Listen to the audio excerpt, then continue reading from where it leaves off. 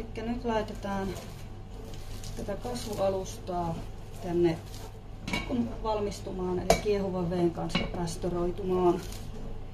Ja mulla on nyt 3 tässä, on periaatteessa samaa tuotetta, eläinkaupasta ostettuja, sieltä niin kuin matelioiden osastolta.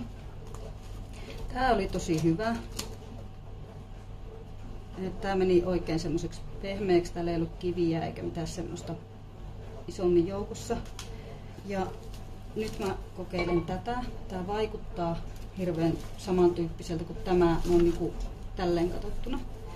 No sit taas niinku huonoin tähän mennessä on ollut nyt tämä. Ja tää näkyykin, että tää on tälleen niinku ikään kuin karheamman oloinen tästä paketistakin.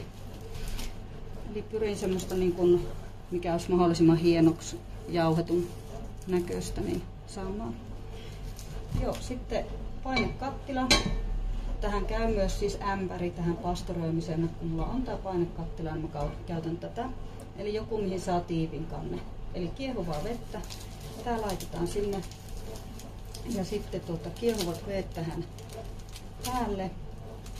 Ja annetaan olla. Tähän tulee noin 3 litraa tämän kokoiseen rikettiin.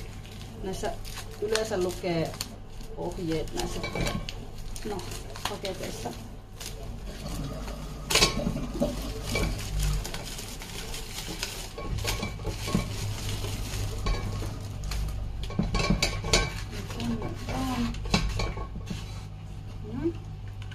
Joo, eli tässä siis täällä lukee enkuksi ohjeet takana ja ohje 6 tuntia.